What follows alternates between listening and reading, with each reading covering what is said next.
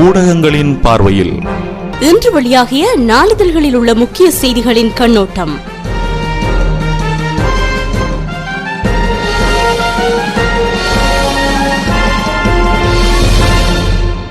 இந்த மாத நடுப்பகுதியில் இலங்கையின் ஜனாதிபதி மஹிந்த ராஜபக்ச இந்தியாவிற்கு விஜயம் செய்ய உள்ளார். மத்திய பிரதேசத்தில் உள்ள சாஞ்சியில் புத்த மதம் தொடர்பான கல்வி மையத்திற்கான அடிக்கல் நாட்டு விழாவிற்கு ஜனாதிபதி மஹிந்த ராஜபக்ச அழைக்கப்பட்டுள்ளார். இந்த நிலையில் அவரது விஜயத்திற்கு தமிழகத்திலிருந்து பல்வேறு எதிர்ப்புகள் கிளம்பியுள்ளன.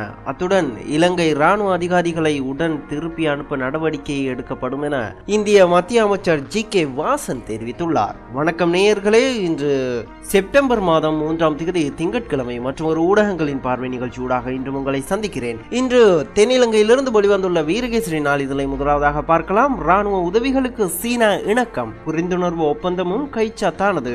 1564 மில்லியன் ரூபாவும் முடிவு.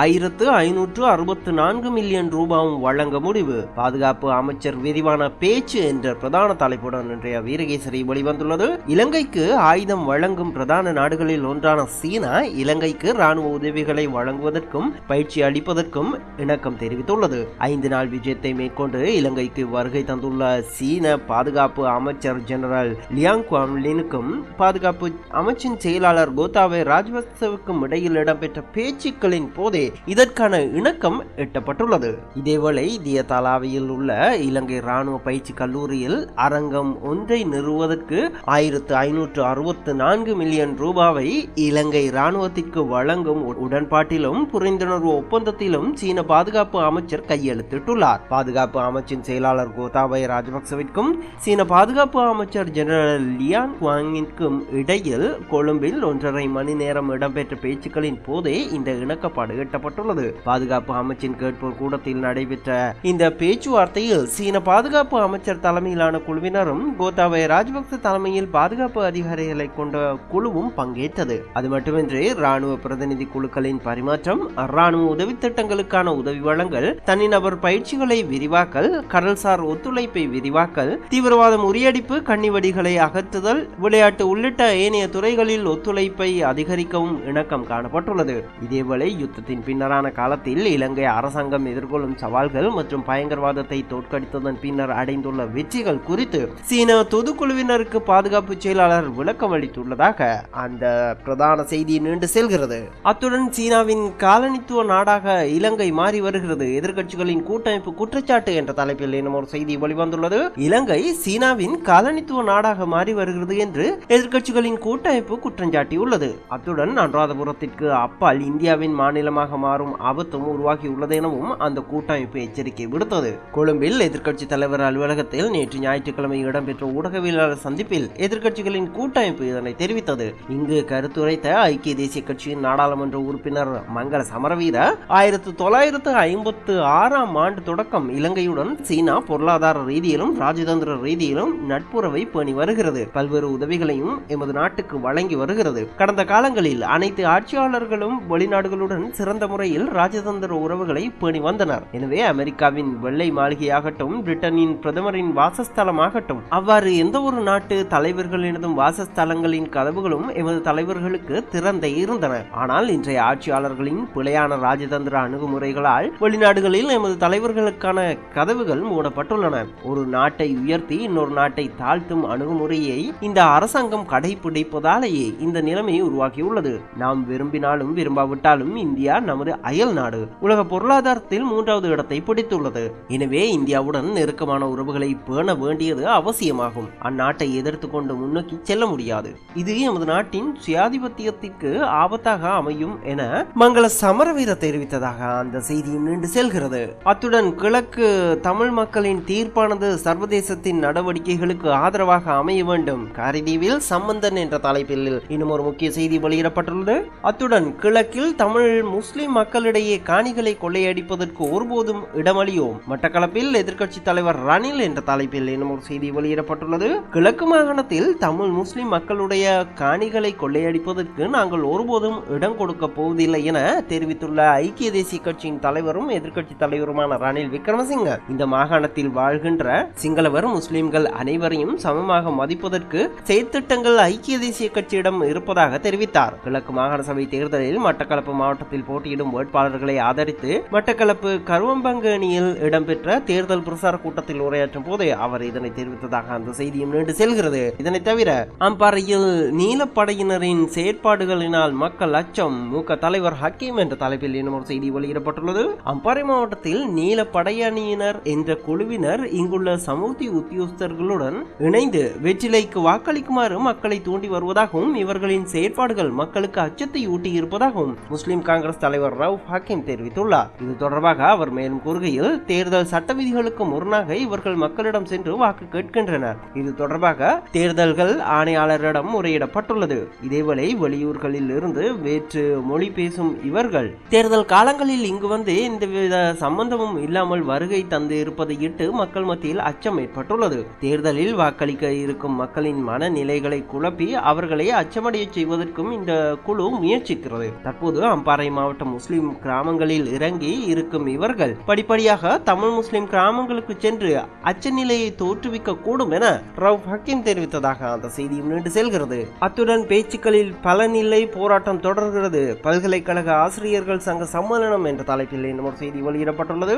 இலங்கை பல்கலைக்கழக விரிவுரையாளர்கள் சம்பள உயர்வு உட்பட பல்வேறு கோரிக்கைகளை முன்வைத்து நடத்தி வருகின்ற பணி புறக்கணிப்பு தொடர்பாக நடைபெற்றுள்ள பேச்சுவார்த்தைகள் பலனளிக்கவில்லை என்று பல்கலைக்கழக ஆசிரியர் சங்க சம்மேளனம் தெரிவித்துள்ளது. பல்கலைக்கழக ஆசிரியர்களின் கோரிக்கைகளுக்கு அமைச்சரவை பத்திரத்தில் குறிப்பிடப்பட்டுள்ள பல்வேறு விடயங்களின் மூலம் தீர்வு காணப்பட்டு இருப்பதாக அரசாங்கம் தெரிவித்துள்ளது. ஆயினும் அதில் பல விடயங்கள் குறித்து தெளிவில்லை. கூறப்பட்டுள்ள விடயங்களை நிறைவேற்றுவது தொடர்பில் கால வரையறை குறிப்பிடப்படவில்லை என்று பல்கலைக்கழக ஆசிரியர்கள் சங்க சம்மேளனத்தின் பொருளாளர் பவித்ரா கைலாசபதி தெரிவித்துள்ளார். இதனால் தமது பணி புறக்கணிப்பை தொடர்ந்து மேற்கொள்வதாக அவர் தெரிவித்ததாக அந்த செய்தியும் நீண்டு செல்கிறது. இதனை தவிர இன்று தேசிய துக்க தினம், அரசு விடுமுறை இல்லை, மதுபான சாலைகளுக்கு பூட்டு என்ற தலைப்பில் இன்னும் ஒரு செய்தி வெளிவந்துள்ளது.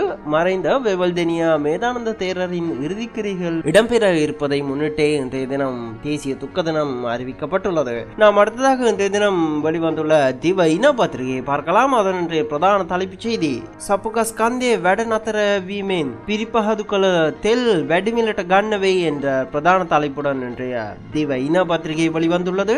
சப்புகஸ் கந்த எண்ணெய் களஞ்சிய சாலையில் எண்ணெய் சுத்திகரிப்பு பணிகளில் தொழில்நுட்ப கோளாறு ஏற்பட்டுள்ளதால் விநியோகிக்கப்படும் எரிபொருளின் அளவு குறைவடையலாம் என தெரிய வருகிறது. இந்த நிலையில் அடுத்த 2 வாரங்களுக்குள் எரிபொருளை பெற்றுக்கொள்வதற்கு மேலதிகமாக பணத்தை செலவிட வேண்டிய நிலை ஏற்படலாம் எனவும் அந்த பிரதான செய்தி நீண்டு செல்கிறது.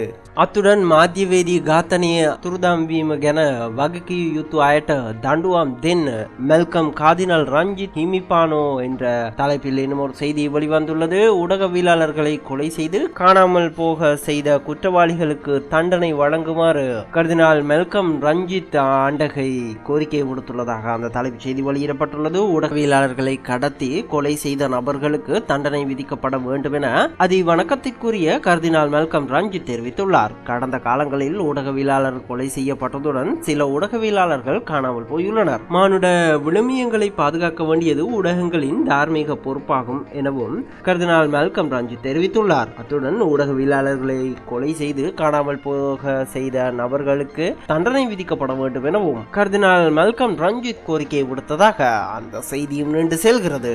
அடுத்ததாக நாம் இன்றைய தினம் தென்னிலங்கையிலிருந்து வெளிவந்துள்ள லங்கா தீப பத்திரிகை எடுத்துக்கொள்வோம். அதனுடைய பிரதான செய்தி அதிகாரி சமூக பரீட்சண சந்த கொமசாரிஸ் அணின் நவதி சந்த பிரதேசவலிங் அவிச்சிட்டியை பெமினிலி என்ற பிரதான தலைப்புடன் லங்கா தீப வெளிவந்துள்ளது. அதிகார சபைக்கான நேர்முக பரீட்சைகள் இடைநிறுத்தப்பட்டன. நேர்முக பரீட்சைகளுக்கு தேர்தல்கள் நடைபெறும் பிரதேசங்களில் இருந்து சிலர் வருகை தந்திருந்ததாக செய்யப்பட்ட முறைப்பாடை அடுத்து தேர்தல் ஆணையாளரின் உத்தரவின் பெயரில் இந்த நேர்முக பரீட்சைகள் ரத்து செய்யப்பட்டுள்ளதாக இன்று பிரதான செய்தியை லங்கா தீப வெளியிட்டுள்ளது. அதனை தவிர மத்திய பிரவாகன அதிகாரி சபாபதி லக்ஷே காமரக அல்லசகட்ட ரிமாண்ட் என்ற தலைப்பில் இன்னும் ஒரு செய்தி வெளிவந்துள்ளது.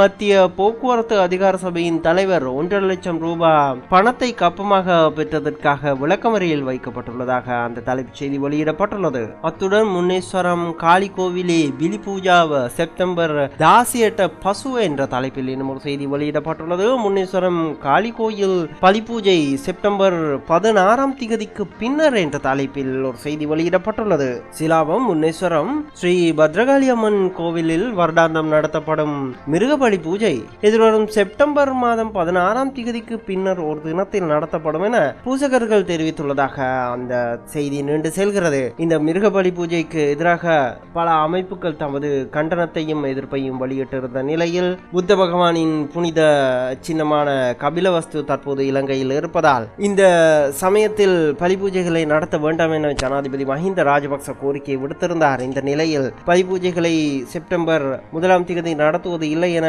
கோயில் நிர்வாகம் தீர்மானித்திருந்தது. அத்துடன் இந்த பலி பூஜைக்கு எதிராக தற்போது உயர்நீதிமன்றத்தில் மனு ஒன்றும் தாக்கல் செய்யப்பட உள்ளது. அந்த மனு இந்த வாரத்தில் விசாரணைக்கு எடுத்துக்கொள்ளப்பட உள்ளது. இந்த நிலையிலேயே செப்டம்பர் 16 பின்னர் ஒரு தினத்தில் மிருக பலி பூஜை நடைபெறும் என கோயில் நிர்வாகம் அறிவித்துள்ளதாக அந்த செய்தி நீண்டு செல்கிறது. நாம் அடுத்ததாக இன்றைய தினம் தமிழகத்திலிருந்து வெளிவந்துள்ள தினமலர் பத்திரிகையை பார்க்கலாம். அதன் இன்றைய பிரதான தலைப்புச் செய்தி: நாட்டை தகர்க்கும் கும்பல் பின்னணி திடுக்கிடும் தகவல், பெங்களூரில் வேட்டை தொடர்கிறது என்ற பிரதான தலைப்புடன் தினமலர் வெளிவந்துள்ளது. நாட்டில் உள்ள அணுமின் நிலையங்களையும் ராணுவ தளவாடங்களையும் தகர்க்க திட்டமிட்டு இருந்ததாக கைதான 16 பயங்கரவாதிகள் குறித்த பல திடுக்கிடும் தகவல்கள் வெளியாகியுள்ளன. இந்த நிலையில் மேலும் ஒரு பயங்கரவாதி நேற்று பெங்களூரில் கைது செய்யப்பட்டார். கர்நாடகாவில் பாஜக மூத்த தலைவர் ஒருவரை கொன்று அங்கு அரசியல் குழப்பத்தை ஏற்படுத்தவும் MP MLAக்கள் மீது தாக்குதல் நடத்தவும் நாட்டில் உள்ள அணுமின் நிலையங்களையும் ராணுவ தளவாடங்களையும் தகர்க்கவும் திட்டமிட்டு இருந்ததாக பெங்களூரில் 6 பேரும் ஹிபுலியில் 5 பேரும் கடந்த வாரம் கைது செய்யப்பட்டனர். இதைத் தொடர்ந்து நாடு முழுவதும் போலீசார் உஷார்படுத்தப்பட்டனர். கைது செய்யப்பட்டவர்கள் கொடுத்த தகவல்களின் அடிப்படையில் நேற்று முன்தினம் ஹைதராபாத்தில் ஒருவரும் மகாராஷ்டிராவில் 4 பேரும் கைதாகினர். கைதான பயங்கரவாதிகளிடமிருந்து பயங்கர ஆயுதங்கள் பறிமுதல் செய்யப்பட்டன. அவர்களிடமிருந்து சென்னை வரைபடமும் கைப்பற்றப்பட்டுள்ளது. கைதான 16 பயங்கரவாதிகளிடம் உளவு நிறுவனங்களின் அதிகாரிகளும் கர்நாடக மாநில போலீசாரும் கூட்டாக விசாரணை நடத்தி வருகின்றனர். இதுவரை நடத்தப்பட்ட விசாரணைகளில் பல திடுக்கிடும் தகவல்கள் தெரிய வந்துள்ளன. நாட்டை உலுக்கும் வகையிலான சதி செயல்களை செய்ய திட்டமிட்டிருந்த இந்த பயங்கரவாதிகள் எல்லாம் இணையதளங்களில் அடிக்கடி வெளியாகும் லஷ்கர் இ தொய்பா உட்பட பல பயங்கரவாத அமைப்புகளின் தலைவர்கள் பேச்சுக்களையும் அவர்கள் எழுதும் கட்டுரைகளையும் படித்துள்ளனர். ஏமன் நாட்டில் உள்ள ஏதோ ஒரு பகுதியில் இருந்து இந்த கட்டுரைகள் மற்றும் பேச்சுக்கள் எல்லாம் இணையதளத்தில் பதிவேற்றம் செய்யப்படுகின்றன. மேலும் இளைஞர்களை மூளைச்சலவை செய்ய வைக்கும் அல் கைதா தீவிரவாத அமைப்பின் இணையதள பத்திரிகைகளையும் அடிக்கடி இவர்கள் படித்துள்ளமை விசாரணைகளிலிருந்து தெரிய வந்துள்ளதாக தினமலரின் இன்றைய பிரதான செய்தி நீண்டு செல்கிறது. அடுத்ததாக தினமணி பத்திரிகையை பார்க்கலாம். அதன் இன்றைய பிரதான செய்தி: பிரதமர் பதவி விலகியே தீர வேண்டும் என்ற பிரதான தலைப்புடன் இன்றைய தினமணி வெளிவந்துள்ளது. நிலக்கரி சுரங்க ஒதுக்கீட்டு ஊழலுக்கு தார்மீக பொறுப்பேற்று பிரதமர் பதவி விலக வேண்டும் என்ற கோரிக்கையில் இருந்து ஒருபோதும் பின்வாங்க போவதில்லை என மக்களவை எதிர்க்கட்சி தலைவர் சுஷ்மா ஸ்வராஜ் தெரிவித்துள்ளார். மக்களவை எதிர்க்கட்சி தலைவரும் பாஜக மூத்த தலைவருமான சுஷ்மா ஸ்வராஜ் மும்பையில் செய்தியாளர்களிடம் கருத்துரைத்த போதே இதனை தெரிவித்துள்ளார். பிரதமர் மன்மோகன் சிங் நிலக்கரி சுரங்க ஒதுக்கீட்டு ஊழலுக்கு நேரடி பொறுப்பேற்க வேண்டும், நிலக்கரி சுரங்க ஒதுக்கீடுகள் திரும்ப பெற வேண்டும், பிரதமர் மன்மோகன் சிங் பதவி விலக வேண்டும் என்ற கோரிக்கையில் இருந்து பாஜக தொய்வடைந்து விட்டது என்ற ஊடகங்களின் கருத்து முற்றிலும் தவறானது. பிரதமர் பதவி விலக வேண்டும் என்ற கோரிக்கையில் இருந்து பின்வாங்குவது என்ற பேச்சுக்கு இடமில்லை. நாடாளுமன்ற கூட்டத்தொடர் முடிவடைந்த பின்னர் செப்டம்பர் 7 முதல் போராட்டத்தை வீதிக்கு எடுத்துச் செல்வோம். இதுவரை நடைபெற்ற ஊழல்களிலே நிலக்கரி சுரங்க ஒதுக்கீட்டு ஊழல் தான் மிகப்பெரியது. ஐக்கிய முற்போக்கு கூட்டணி ஆட்சி காலத்தில் நடைபெற்ற ஊழல்கள் ஒன்றுடன் ஒன்று போட்டி போடும் அளவுக்கு உள்ளதாக சுஷ்மா ஸ்வராஜ் செய்தியாளர்களிடம் தெரிவித்ததாக அந்த செய்தி நீண்டு செல்கிறது. இதனை தவிர காவிரி நீர் தமிழக அரசு மனு மீது உச்ச நீதிமன்றில் இன்று விசாரணை என்ற தலைப்பிலும் அமைச்சர்கள் குழு அறிக்கைக்கு பின் நிலக்கரி சுரங்க ஒதுக்கீடுகள் ரத்தாகும் என்ற தலைப்பில் இன்னும் சில செய்திகளையும் தினமணி அதன் முன்பக்கத்தில் வெளியிட்டுள்ளது. அத்துடன் மத்திய அரசுக்கு முதல்வர் கண்டனம், இலங்கை கால்பந்து வீரர்களுக்கு பயிற்சி, அதிகாரி சஸ்பெண்ட் என்ற தலைப்பில் இன்னும் ஒரு செய்தியையும் தினமணி அதன் முன்பக்கத்தில் வெளியிட்டுள்ளது. இலங்கை கால்பந்து விளையாட்டு வீரர்களுக்கு சென்னையில் பயிற்சி அளித்த நேரு உள் விளையாட்டு அரங்க பொறுப்பு அதிகாரியை தற்காலிக பணி நீக்கம் செய்ய முதல்வர் ஜெயலலிதா உத்தரவிட்டுள்ளார். கால்பந்து விளையாட்டு வீரர்களை இலங்கைக்கு உடனடியாக திருப்பி அனுப்பவும் முதல்வர் ஆணையிட்டுள்ளார். மத்திய அரசுக்கு கடும் கண்டனத்தையும் இது குறித்து தமிழக முதலமைச்சர் ஜெயலலிதா வெளியிட்டுள்ளதாக அந்த செய்தியும் நீண்டு செல்கிறது. அந்த செய்தியோடு இன்றைய ஊடகங்களின் பார்வை நிகழ்ச்சி நிறைவுக்கு வருகிறது. மீண்டும் இதே நிகழ்ச்சியில் நாளை உங்களை சந்திக்கும் வரை உங்களிடமிருந்து விடைபெறுகிறேன். விடைபெறும் நான் VAK. வணக்கம் நேயர்களே.